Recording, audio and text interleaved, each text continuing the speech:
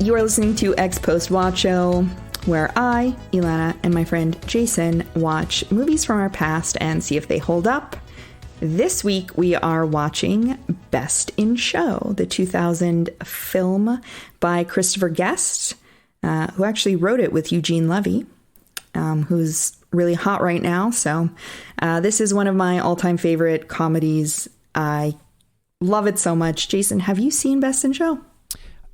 I have not seen it, and I know there's like a whole series of movies with like this crew of people and this sort of style, and I've seen none of them, except I guess Spinal Tap, which I know was not directed by Christopher Guest, but I think it kind of might fit in that realm. So yeah, this is all new to me. I for some reason, for the longest time, I thought he directed it, but it was Rob Reiner. He did write it though, and he's in it. Some of the movies he did were like For Your Consideration, that's a newer one, A Mighty Wind, Waiting for Guffman. I've seen most of these. I really like this crew. I really like what Christopher Guest does. I would say Best in Show is my number one of all time, and really truly one of my favorite comedies of all time. I think it is brilliant. Like number one movie of all time? Number one comedy, perhaps. Or one of them, anyway. Definitely my top 10. It's heavily improvised, and it is noticeable. Like, it's just so ridiculous. The cast is so good. I guess the narrative outline for this was only 16 pages long.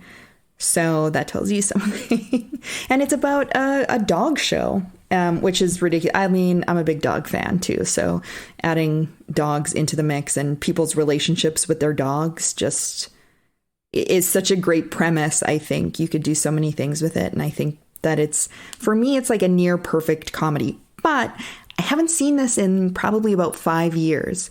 So I hope it holds up. I think it will. Do you have like any expectations of this based on like this is Spinal Tap or anything that you know about these films or the cast? I think I've come across like maybe scenes, or I think there was like a podcast I listened to forever ago and they were fans of the series of movies. So I think I've heard some like clips from it, but I don't know. I don't really remember.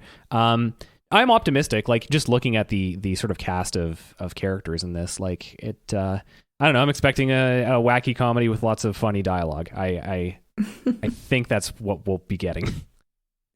Yeah, that is what you will be getting. I'm excited to have you watch this. I really hope you enjoy it. I'll be surprised if you don't. I don't know if it's, I don't know. I mean, it wasn't made, it was made that long ago. Like the year 2000 seems like, a few years ago, but it was 21 years ago now. So I think it will hold up though. It's pretty timeless kind of stuff that's in the piece. And again, the cast is so strong. So I don't really know what else to say about it really before we watch it. I think the best thing is for you to just go in as blind as possible and just enjoy your first Christopher Guest experience. Yeah, this might lead to me watching a bunch of other movies if it goes well. Well, fingers crossed you will enjoy this. I know I will, so I'm excited to watch it again. And I guess without further ado, let us go and watch Best in Show. Woof. Okay, welcome back. We've just watched Best in Show. Jason, for the very first time. I'm really curious. Jason, what was your experience like watching this show? This is a funny movie, and I really enjoyed it. Oh, good.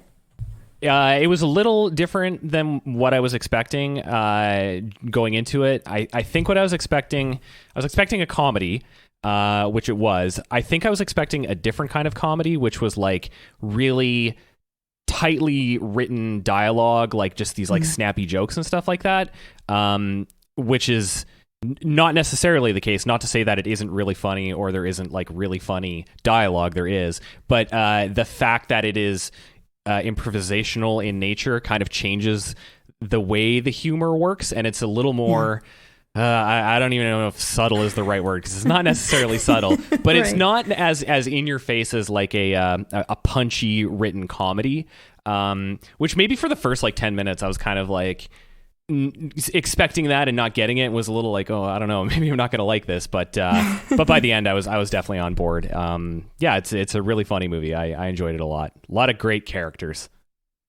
Yeah, I think that's what this movie is, and why I think it's so great is sort of watching a lot of masterful improv, I guess, and just being really wowed by these performers. And like, I was reading that they did do quite a lot of research. I mean, obviously they did, but they really worked in a way that was, I think I mentioned this in the first half, like, I think the breakdown was only like 15, 16 pages long, and then they just kind of rolled with it. They knew where they were starting and where they needed to end up, but everything in between was improvised. And as a performer, improv really scares me. It's so hard. And so watching everyone in this just blows me away. I think this time watching it from a more critical lens, it was not less funny, but I was more, I think, picking apart everything or analyzing every choice that they made and like, wow, that's like so amazing that they could think of something like that. Or I wonder how many takes that took for them to get to that place, or how long they were riffing on this, or if, you know, what was planned and what was improvised on the spot. But yeah, I mean, as I mentioned in the first part, this is one of my favorite comedies of all time. I'm really glad that you liked it, because I was like, watching it, I was like, oh, fuck, what if he's like, man, it was okay. It would be a real bummer for me. This movie is full of like people that I'm like, oh, that guy or that person, that are just like all great, I guess. Like it's, I don't know. There's just always something kind of entertaining going. I mean, yeah, I think the only time I was maybe disappointed was the first little bit getting into it, but I quickly got over that. Yeah, okay, so yeah, the first sort of 10 minutes, well, the first scene, let's talk about that. You really, I guess, if you're watching it for the first time and you don't really know too much, you might be like, what is happening? I think it really sets this movie up for like kind of what to expect and sort of how far this kind of satire is going to go and how ridiculous these people are. Ridiculous, but also so real. Like, they are people we know, but they're not anything like you'd see in the real world. It's really interesting how they balance that. And like, you know, as opposed to a crazy cat people, this is a movie about crazy dog people, I guess. And then we get sort of a setup of who everyone is in the first 10 minutes of this movie, and then we kind of get into the story. Like, the layout of this is really very basic and very clearly, you know, divided. Like, a setup of who everyone is. They're on their way to the show. They arrive at the show and it's pre-show. It's the show, and then it's 6 months later. It's so basic. But if it works, it works. Why mess with a good thing, I guess? So I don't know. Do you want to maybe talk? This is about characters. Should we just kind of dig in on some of these people? Yeah, that might be the best way to approach this. I think one of the problems we're both kind of like trying to solve right now is we both shared our notes with each other, and it's literally just pages of quotes, which are hilarious. But I don't know if the listeners just want to hear us recite lines from Best in Show. All right. So the first people that we meet are Jerry and Cookie Fleck, which, again, I think everyone knows who Eugene Levy and Catherine O'Hara are at this point, if they hadn't already. I'm a big fan of both of these comedians. I think Catherine O'Hara is like, I don't think she can do anything wrong.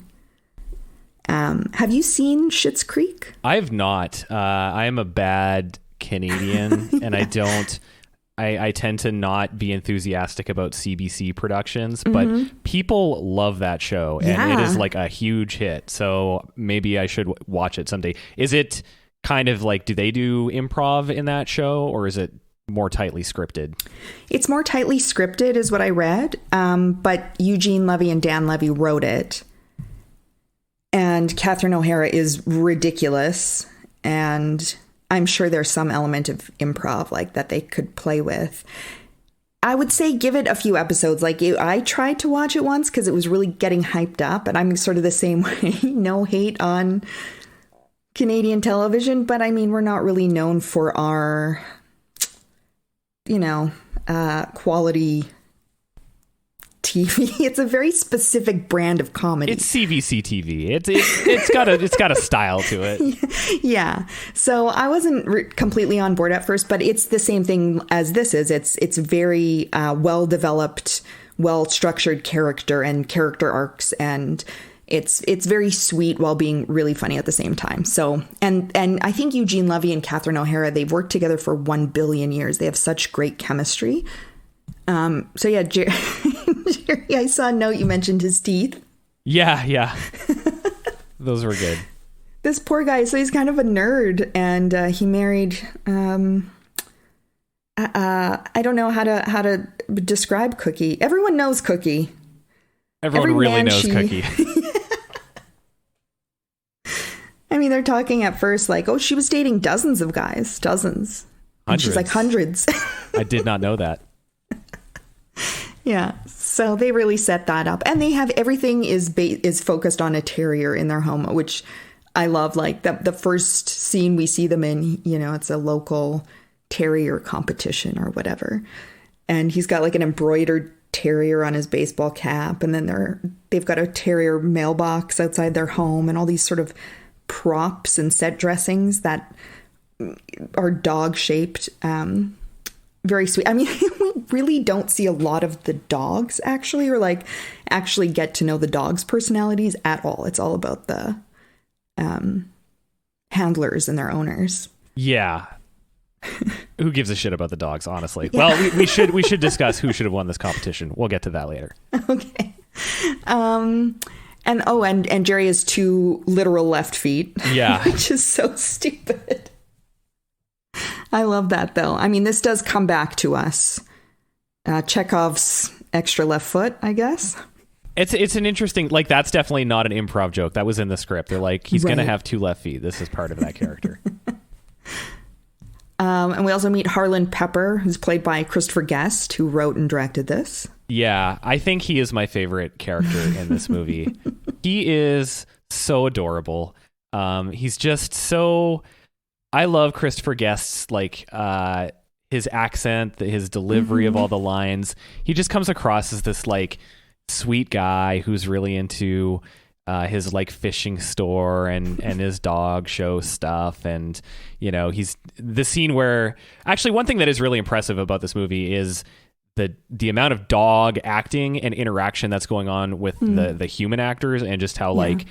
cool and chill they are. And there's a scene where he's outside with the dog and he's like talking to it, and I can't even remember what he's saying, but they're talking about the show and the telepathy. Yeah, and it's just like it's so funny. It's just so fun to watch.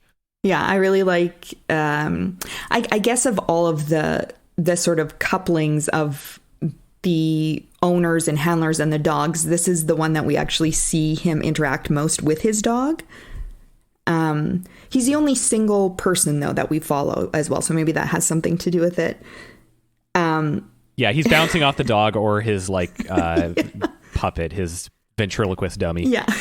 Which he does a decent job at, I gotta say. He's got his handbook that he's reading from and learning how to become a ventriloquist. But Christopher Guest, he's a half decent ventriloquist. Yeah. Based on this movie. He does a good job. Maybe it's his, secret passion, and he's like, I've got to work this into a... He fell back on like movies and directing because that career didn't take off. We meet Scott and Stefan, who are 2 of my favorite characters. I like their dynamic a lot. Yeah. I love they're talking about how they met, and Stefan's like, oh yeah, we were at a show and I asked my wife, who's that? These 2 just like John Michael Higgins as Scott just doesn't stop the whole time. He's on at like level 1 billion the entire time. And I think it could be almost like borderline offensive because he plays this very flamboyant gay man, but he's so charming and sweet and quick and funny that it, for me anyway, I think that it just it plays really well. He's like a whole person. He's not just a caricature, even though he's beyond.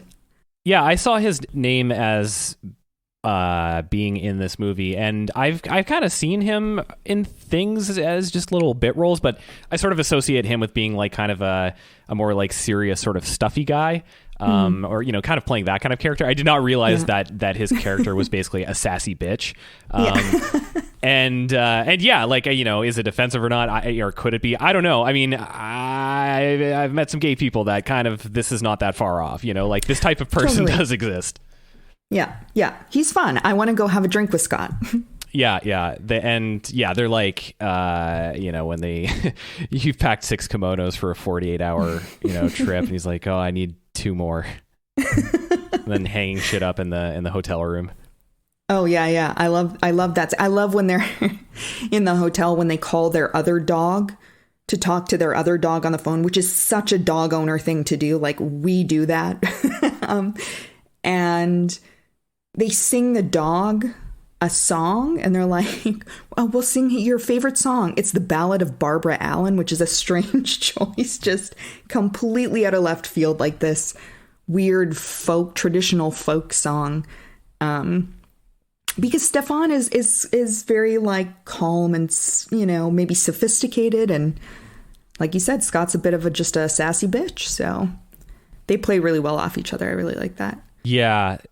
Like, I think that is something that makes all of these things work so well is, they're bouncing off of each other a lot of the time. I mean, I guess other than Christopher Guest, who's kind of on his own, and he pulls it off. But like, yeah, these characters and these actors are just like, they're on the same wavelength. I think these two, the scene that really worked the best at that was when it's fairly late in the movie, when they're in the hotel room and they're watching Jane Lynch's character win in her competition, and they're just like, oh, her, and they're just like shit talking her, and it's just like such a perfect representation of, if you've just ever shit talked someone behind their back, like, that's what it looks like. Yeah, she looks like a cocktail waitress at an oil rig. Yeah. They're like, oh, it's always about her, like, that kind of thing. Yeah. So speaking of Christy Cummings, her later girlfriend, Sherry Ann, Sherry Ann's husband, Leslie. Okay. When I first saw this movie, the only thing that I knew Jennifer Coolidge from was American Pie. And I really don't like those movies. I never did. I just don't think they're funny. It's just kind of like this crude, obvious humor that, I don't know. It's just not for me. And I saw her in this and I was like, oh my God, she's so funny. And the way she, like you said, they're playing off of each other. She's playing off this old man who's not reacting, not doing anything, and doing such a great job. That one line of, we love talking and not talking. We could talk or not talk forever and still find things to not talk about. We both love soup. Yeah. Which immediately brought me back to Batman. Oh, damn. Yeah, see? She knows what's up. And that guy is in the same universe? Clearly some kind of billionaire. Like, is there a thing that he's like, a wealthy old guy who's maybe about to die? Like, she like kind of a gold digger? I guess so, because Christy, who's their dog's handler, does mention that these two, Leslie and Sherry Ann, have funded her kennel. And she was like, it was nothing before. As Sherry Ann says, it was a shitbox. So they're clearly, they have money. I mean, I don't even think that older gentleman had teeth or knew what was going on. It kind of reminded me a little bit of like the Anna Nicole situation. Do you remember that whole? Yeah. Yeah, which was very actually sad and heartbreaking, her story. And apparently this character, Sherry Ann, is based on someone that Jennifer Coolidge used to work for. And she really took it to the nth degree in this as almost like a revenge against that person that she used to work for. Ouch. And then we meet we sort of find out who the people in the first scene are, Hamilton and Meg Swan, who are two Karens. Fucking perfect representation of like, I don't know, upper middle class, like liberals, just working out their pathologies through and at each other and through their dog. Yeah, they've got some great interactions. I think for me, most of my favorite scenes are with them because they are so spot on. I mean, within the first, 2 minutes of them talking, first of all, their matching braces kill me. They were talking about law. They met, he had seen her around at law school. They were obsessed with J. Crew and catalogs and Starbucks. And they're both like, yeah, I was working on my Mac and I was working on my Mac. Which in 2000 is like, even more profound. Exactly. Yeah, I think this was the scene where I kind of like really started to appreciate what they're doing. A detail I noticed was the guy says like, I'm lactose intolerant now. And what's her name? Parker Posey. Yeah, she like looks really angry for a second when he says that. Like it's you can tell that like she just fucking hates that he's lactose intolerant because it ruins whatever bullshit stuff they had going on before. Yeah, and then they're talking about the catalogs and she's like, we're so lucky to have been raised amongst catalogs. Yeah, it's so much easier. You don't have to deal with people as much. And like, again, that is like totally this type of person. I love it. And I love all the Starbucks reference as well, because that was such a thing of the time. Like there's a Starbucks on every corner. And I love the story of like how they met. We met at a Starbucks, not the same Starbucks, but we saw each other across the street at different Starbucks. And then like she's ridiculous. Like, I was doing cappuccinos and then I went to lattes and kind of giving the history of like her drink order. It's just this like fucking annoying middle class like narcissism of whatever consumer bullshit gets you through the day, that just like looks so insane to anyone else. And they're very dressed down in these like very drab beige. Everything's beige and brown and J. Crew, I guess. Is that sweater J. Crew? Can I check? And we also meet, so part of what I love about this movie is that we kind of get a behind the scenes glimpse at what's also happening in preparation for this dog show. I think is we don't get a lot of it, but I think it's a nice cut away from these really out of the stratosphere characters. I guess it's sort of a false sense of grounding in a way, but it's kind of nice. And everybody who plays these supporting characters are great. Like Don Lake as Graham Chisholm, who's the Mayflower show chairman, and Bob Balaban as Dr. Theodore Milbank III, who's great names. The weirdest, most pathetic character.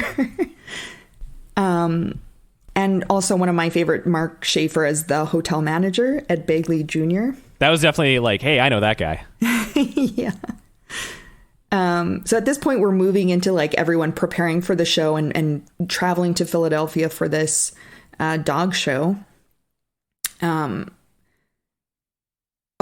Little Harlan and Hubert leave. And I love Will Sasso is one of his employees, which I forgot about.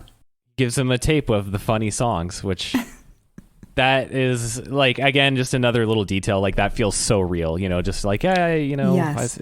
Every time my dad comes in town and visits me, I kind of am doing something like that, except it's like some weird political podcast. I'm like, no, I hear it. Listen to this. And he doesn't listen to it. Right. I also love that it's the fishing hole. And whenever they're talking, like even later, Harlan's at the pre-show party and he's telling people about like fishing ties and like, I don't know if you know a lot of people who fish, but I do. And they get like so focused on and you're like, I have like nothing makes sense. They might as well be speaking a completely different language, but you're just like, yes, I can tell you're so excited about this. So I'm happy you're happy. Go. Exactly. I also like Will Sasso's advice to him when he's leaving. If you get tired, pull over. If you get hungry, eat something. That's very real. I also love Jerry and Cookie's. Their send off from their friends is hilarious. And then on the way to Philadelphia from Florida, they stay with a former lover of hers. I can't remember like how they like what if there's anything else other than they used to sleep together. Yeah, I mean I don't think they get into great detail about what the relationship was, but like it comes up at that barbecue and turns into like this really awkward blow up, which is just like so well executed and feels very real. Like, oh, she thinks it's a good idea to make a detour, 140 miles and blah blah blah. I think it's just implied that they had some kind of former romantic connection, but that's about it. as she does with any man they meet. Literally every male character in this movie. Yeah. I like the contrast between the couples, Faye and Max. So Linda Cash and Larry Miller. And their super weird kid, which was a nice little touch. Yeah, Larry Miller. That's another one of those guys that I'm like, oh, that guy. Mm-hmm. Yeah. I haven't seen that guy in forever. His whole fucking thing about how he works for the his job is to like talk people from like not killing themselves, and he's like, they always jump. Yeah, and then we get the next scene with their kid on the shed. Yeah, and he just immediately starts reaming him out. I love the wife as well, Faye, and she's so timid and they're like, oh, can we put Winky, let him wander around, let the dog wander around, and just these small, almost throwaway lines where she's like, oh, I've got my puffer, it's okay. Just says so much about these like they're just such masters, these actors and improvisers. Like they tell you everything about that person in one or two lines, which is so great. Yeah. And then obviously the your luscious melon breasts. I forgot to compliment you on your luscious melon breasts. She's like, oh, thank you. Yeah, thank you, Jerry. I love it. We don't really see too much of them on their way, and then everyone arrives at the hotel. Jerry and Cookie have issues with their card, which again, who has not either had that happen or been behind someone in line when that happens? It's the most uncomfortable, wonderful time for comedy. It's just super uncomfortable situation. But our sweet hotel manager lets them stay in the utility closet, which he almost ends up like he at one point says, don't judge it. We're going to clean this up for you, as if he's done something wrong, and it's not up to standard. So, okay, the only thing about this is that, like, in real life, this would never happen, just because, like, hotels would be like, oh, they'll drink some bleach and then we'll get sued. Oh, yeah, they show a little thing before where he's, like, explaining all the, like, cleaning products they have, and one of them is Nature's Miracle, which is something I have to buy all the time, because my goddamn cat pisses inside if I don't let him outside fast enough. So that stuff works. What is that, like a deodorizing kind of thing for the pee? Yeah, it's got chemicals in it that make the pee not stink like pee. Although ironically, the product itself kind of smells a little bit like cat pee, which is weird. Oh. So whenever you spray it, you're like, did I get it all? I don't know. It still smells like pee in here. But then shortly after, it does not smell like pee. So folks, sponsorship deal. That's what we want. Nature's Miracle. Get in touch. I like the pre-show party they have at the Cabot's home. There's some good interactions because we everyone's kind of in these silos, so we don't really see a lot of people interacting with each other. We get a little bit of that here. I like the moment of Harlan and the swans. Like, this is where he is talking about his fishing ties and his fishing, and they're just like, God, kill me. And I like Scott and Stefan with the flex, and Scott's doing the thing that all the other men she's come across is doing, like, even as a gay man, he's like complimenting her appearance and her breasts, and like Jerry just can't escape this hell he's living in with Cookie, which I really like. And then that's when Scott and Stefan go back to their room, hang their blankets on the wall, and talk to their dog on the phone in their kimonos. And that's about halfway through the movie. The second half is all at the dog show, which is part of my favorite thing about this movie. R.I.P. to one of my favorite comedians of all time, Fred Willard. Yes. He's so good. He is phenomenal in this. Like, kind of steals the movie a little bit. Yeah, and like, his character is basically Norm Macdonald. If you've seen enough Norm Macdonald, like, clips, that's kind of like what he does. He's just sort of like, kind of this, like, guy who's sort of kind of clueless about what's going on, and just there's no filter between, like, his brain and his mouth, and he just says, like, stupid shit. Yeah, very entertained by him. So apparently this character Buck Laughlin was actually based on a real guy, and I didn't write his name down, but he was like some sort of sportscaster, and then he was asked to do the dog shows, like the Westminster dog shows. Oh, that's awesome. And also didn't really know, like, he clearly was not doing the work. So Apparently Christopher Guest told Fred Willard to study this other guy to get an idea of what he wanted. And I also saw some notes that one of the actors working that day, it might have been Jim Pittock, who plays the straight man to Fred Willard's lunatic, who's so great. He does such a great job of setting him up and bouncing things off of him. But he said that he's never seen Christopher Guest laugh so hard because they shot, I guess, their stuff over the course of 2 days because Jim Pittock had to go back to England. So it was just 2 days of everybody losing their minds because Fred Willard was just making everyone laugh so hard. And to think in some countries these dogs are eaten. Did they miniaturize the dogs? You think they want to bring them bigger like a grapefruit? God, he's so good. And I don't know, something about his delivery, it's very like, harmless grandpa kind of vibes. He's just saying the most ridiculous stuff. I love when the Swan's dog jumps up on the judge and gets disqualified. He's like, he's still a champion, even though he's sent off in disgrace. Yeah. He went after her like she's made out of ham. Oh my gosh. Yeah, he's so great. And I also love that even he makes that comment at one point when Cookie is, presenting Winky. And he's like, that handler looks familiar to me. Yeah. So good. This is also when I think maybe my favorite bit in the whole movie comes up, the Busy Bee moment. Where the fuck is Busy Bee? This poor dog's so chill, and I mean, even the way they are speaking with their braces. She's not listening to you. She's freaking out. Go to the hotel and get her Busy Bee. My sisters and I quote that all the time. It's so funny. I love when she goes to the pet store. Well, first of all, I like how she threatens to deport the housekeeper. Yeah, I mean, again, when I say that this is like a representation of like upper class liberals, like that kind of actually is part of it too. Absolutely. Go get your papers. And she's like, you bad hotel manager. Yeah. A pet store down the stairs. What are you, a wizard? A genius? And I love her interaction with the pet store owner as well. Where he's like offering her all of these choices and she's like, does that look like a bee? This is a fish. And they're all black and white or black and yellow striped. And then she picks this random parrot and he's like, this is the least like a bee. So I love that moment. And I also love the way they speak to their dog in this moment. Don't look at the fatties. Losers. They're freaks.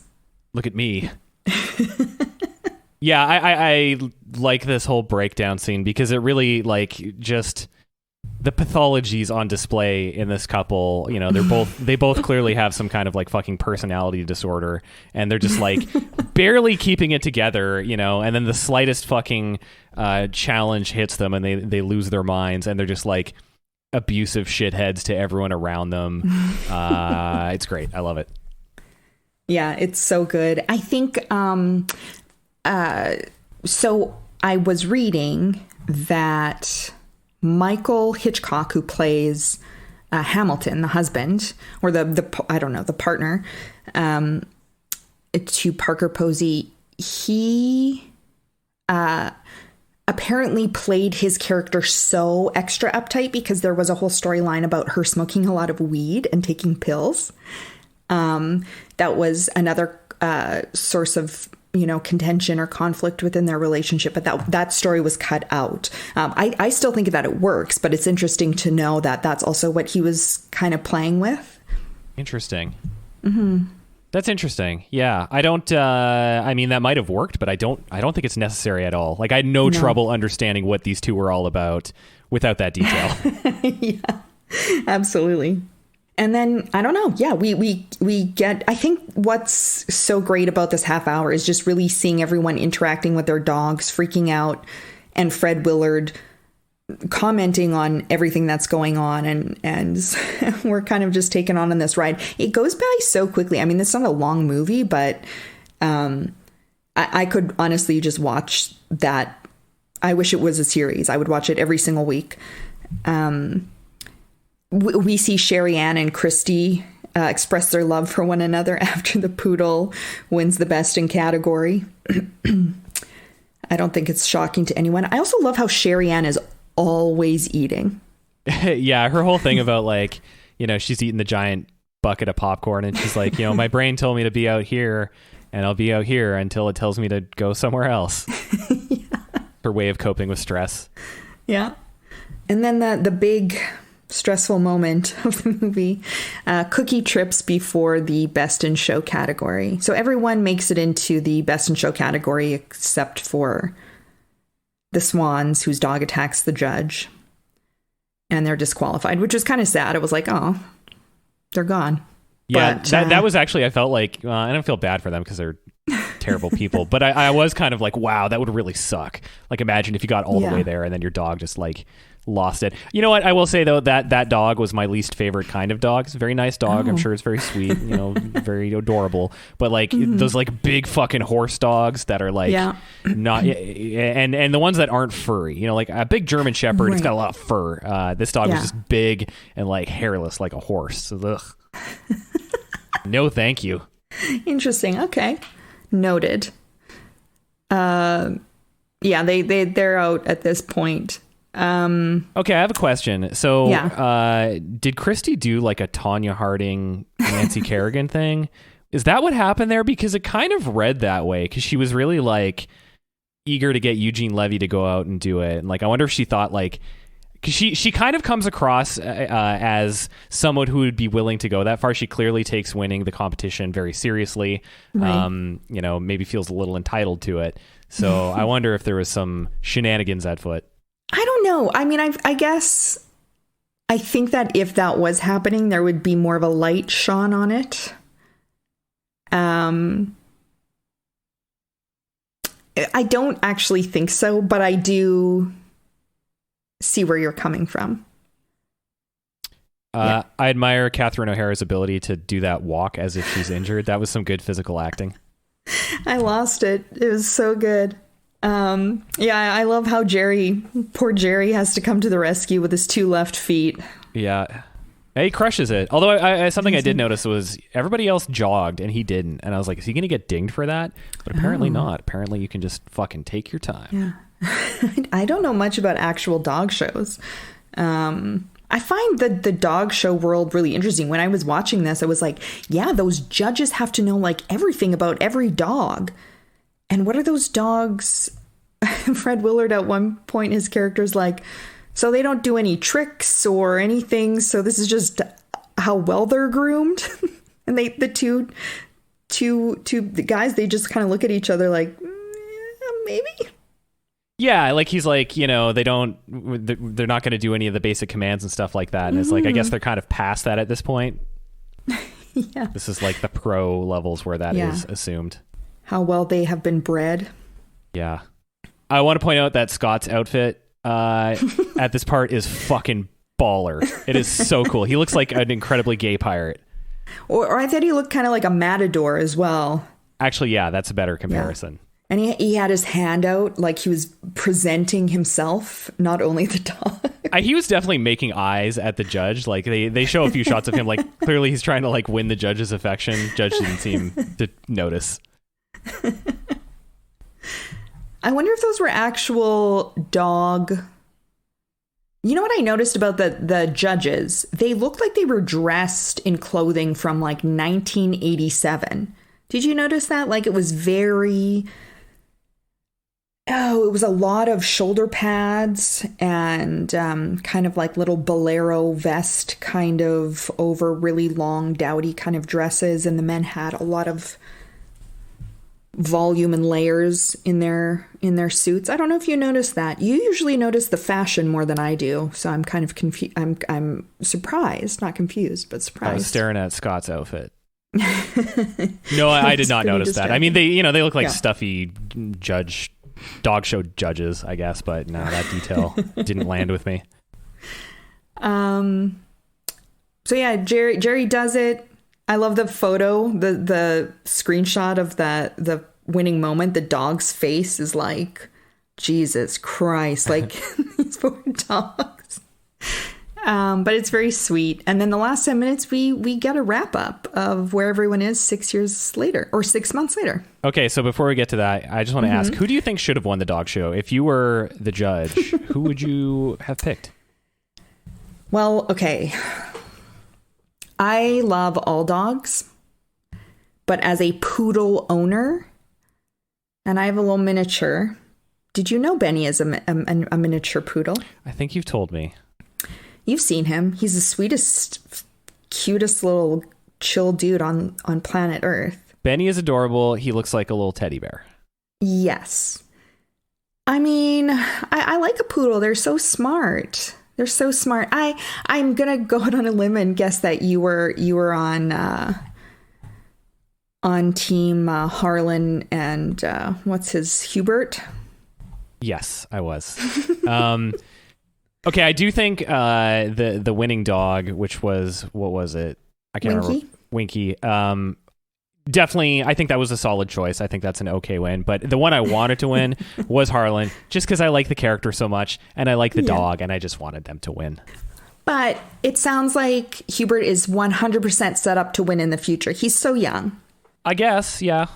He's only 2. I guess that having Rhapsody in Blue, who's the poodle, win. I love also that they've named the dog for the dog show. Like that's like what you name a racehorse, like something like that. That's not a dog's name, so that made me laugh as well. That's weird. I don't like those kind of names. Yeah, like they do that for horses, and it's just like, that's not a name. You can't name animal that. But I also appreciated that none of the animals or the dogs in this that we met had like really human names. Like it's okay. So yes, our dog's name is Benny. He was named when we got him. Benny's like a cute dog name. Benny's like a normal human name, but it's not like if we were at the dog park and you're like, come here, Benny. Like imagine someone naming their dog Jason. So a friend of mine actually told me that her and her friends at one point had a conversation about like, what's the worst weird name you could give to a pet? And they came up with Mark. Which I think is like bang on. If you have a cat, this is my cat, Mark. That's my dad's name. That's a weird name. I think that's too human. That's solid. Yeah. Like anything like those older, like Paul. I wouldn't name my dog Paul. Peter. Come here, Peter. Weird. Pete, sure. Peter, Petey. No. If you add a Y to the end, it makes it okay. Basically, you use the same logic they use for hockey nicknames, and you just add a Y at the end, and it kind of works. Okay, so the final wrap up, 6 months later, the Captain and Cookie. I love this. Jerry and Cookie are recording an album, of course. I sing God Loves a Terrier to myself often, just through my days, through my weeks. That was a really good song. That's the one they sang at the party, right? Mm-hmm. I was like really impressed. I was like, this is like a nice little, like, there's some good harmonies going on here. It's Did they write it?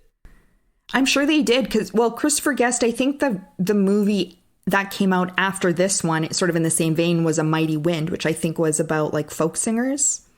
Right. Okay.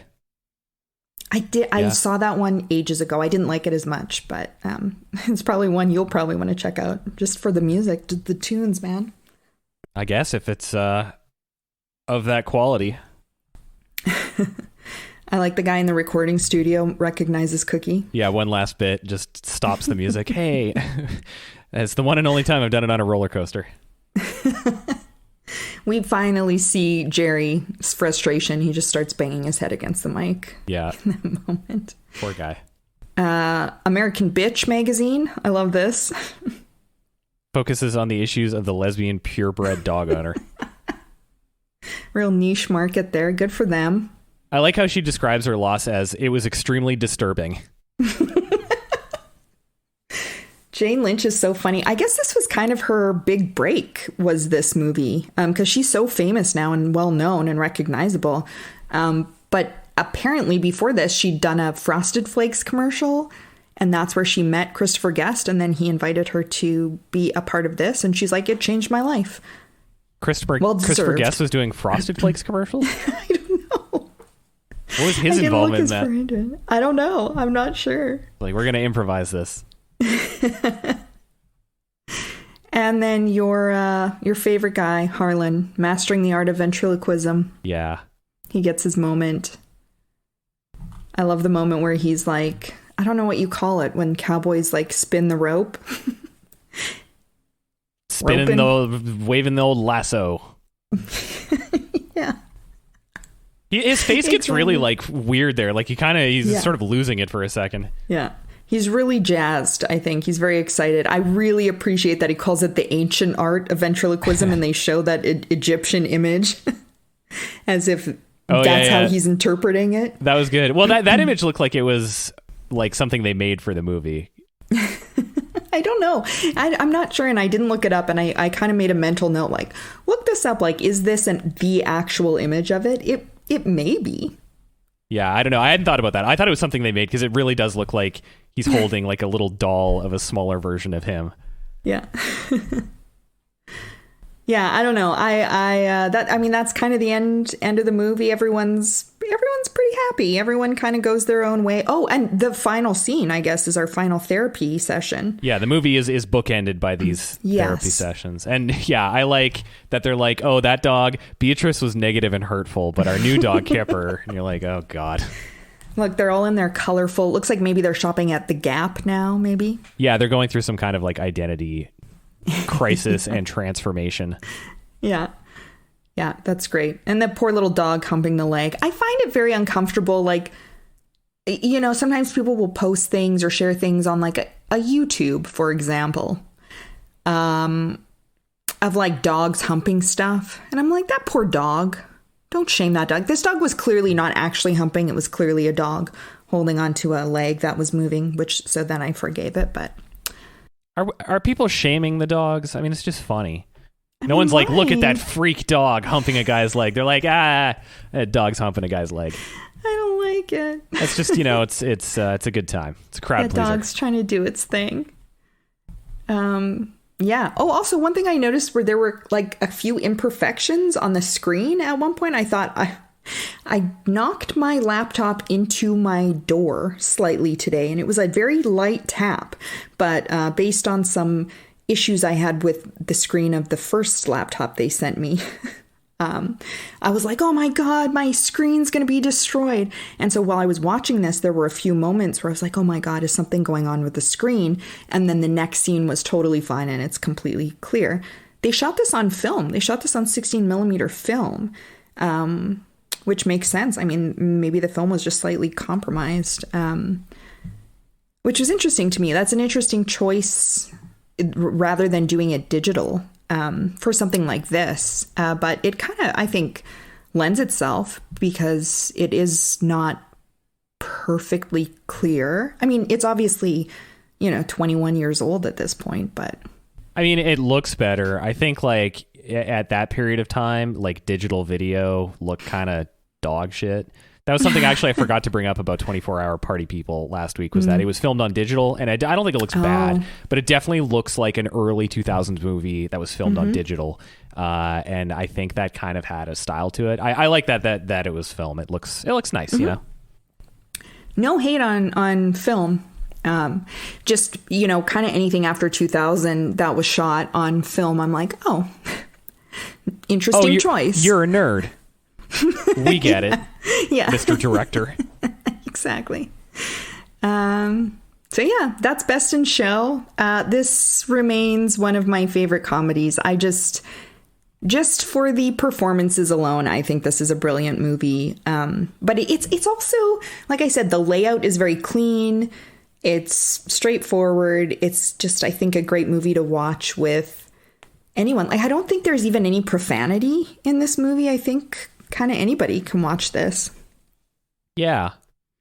It's like a very pleasant movie, I guess. Like, there's not a lot of, there's no real negativity or bad vibes in it. You know what I mean? Like, the closest maybe is like Jane Lynch's character at a few parts. I kind of started to like suspect that she might turn evil, but she kind of doesn't, so no, it's just very funny and very entertaining just watching these people bounce off of each other. And I feel like this is a movie that if I watched again, I would probably pick up on a bunch of stuff I didn't the first time. Also, because I was writing notes, but like, yeah, just those little moments of like the kind of the way people react to each other, I think is what really sells it. You know, the improv between people. I normally don't like improv. When I hear improv, I sort of like, I kind of like wince a little bit. I guess improv can mean a lot of different things. Like, and this is, you know, this is like movie professionals with a sort of script and characters that they've developed beforehand. You know, I'm sure they went into this kind of like knowing what their character was. But yeah, it's works exceptionally well. Cool. I'm glad you like it. I'm always nervous when I've seen something and you haven't, and I'm like, it's great.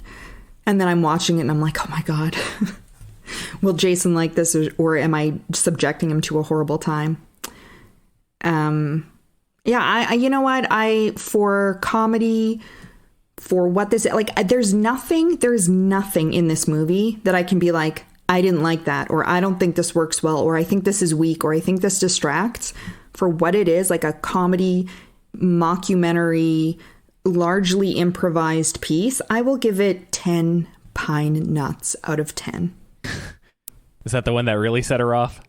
Stop counting the macadamia. Nuts. The macadamia. So I mentioned in the intro, I used to listen to this podcast. This is so long ago. This is before podcasts were even a thing. This was like you had to like make your computer stream audio to the internet.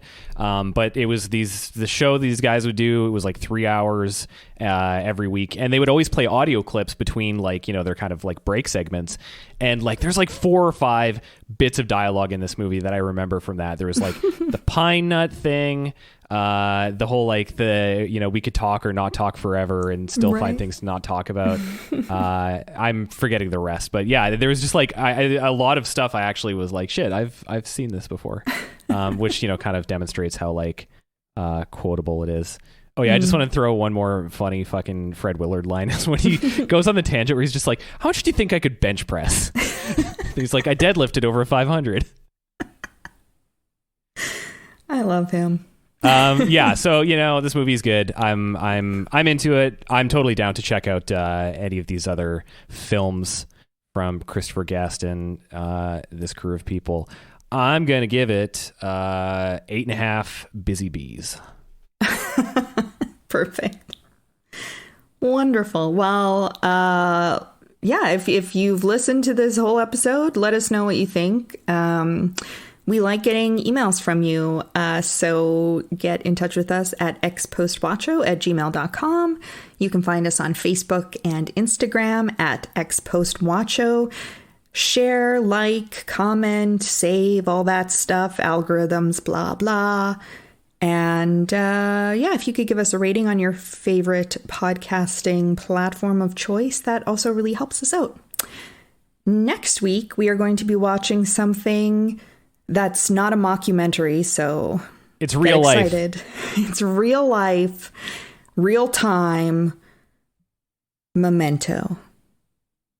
I almost just tried to say Memento backwards, but you can do that in post, right? Fix it in post. I'll reverse your audio. Perfect. And next week's episode will all be in reverse. So hold on to your hats, kids. We'll see you then.